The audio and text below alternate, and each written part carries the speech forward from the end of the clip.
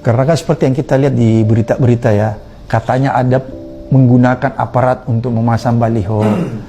Kemudian ada lagi di suatu daerah, lagi-lagi di dugaan ya, berita bahwa polisi meminta dipasang CCTV di kantor penyelenggara pemilu. Dan yang lebih ironis lagi nih, baru kemarin nih, di GBK kita lihat aparat desa, ada 8 organisasi aparat desa itu dikumpulkan untuk mendukung capres tertentu, dalam hal ini capres Prabowo Gibran.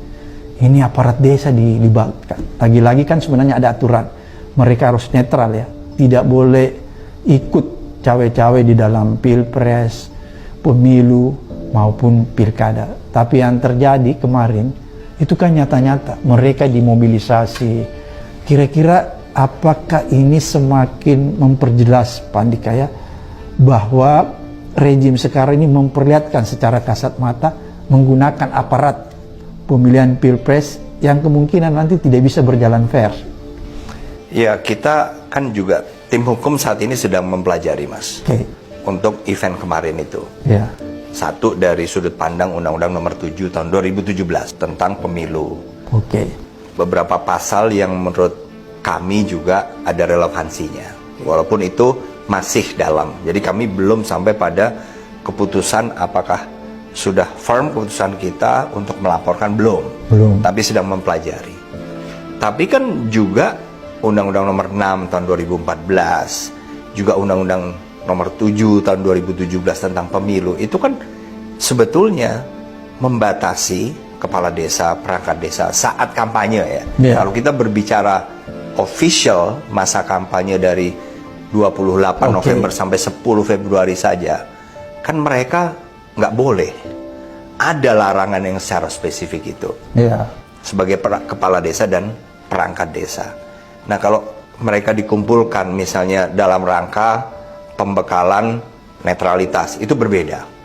Tapi kalau dikumpulkan dalam rangka misalnya mendukung salah satu atau menguntungkan, kalaupun bukan mendukung kan menguntungkan salah satu peserta, itu kan nanti justru akan membuat kepala desa, perangkat desa terjebak, Mas. Karena yang menanggung akibat dari tindakan mereka melanggar peraturan perundangan tentang pemilu itu kan mereka sendiri. Jadi ini yang saya khawatir mereka nggak tahu. Juga mungkin ya Mas ya, belum tentu semua kepala desa, perangkat desa pernah membaca nih Undang-Undang Nomor 7 Tahun 2017 atau Undang-Undang Nomor 6 Tahun 2014 tentang desa. Belum tentu. Sehingga jangan sampai ketidaktahuan ini kemudian dianggap, oh kita sudah merasa bahwa kita bisa misalnya menguntungkan salah satu peserta dalam pilpres, oleh karena itu berarti ini diperbolehkan. Itu yang saya khawatir, Mas. Jadi kekhawatiran Pak Andika bahwa perangkat desa yang kemarin dikumpulkan itu ada kemungkinan mereka nggak tahu ya? Tidak tahu, gitu loh, Mas. Karena ya saya bukannya mengecilkan kepala desa, perangkat desa, tapi apakah kesibukan mereka dan juga mungkin SDM mereka kan berbeda-beda, Mas Abraham. Dan untuk membaca undang-undang secara utuh itu, saya kok yakin tidak semuanya pernah dan mungkin tahu aja enggak.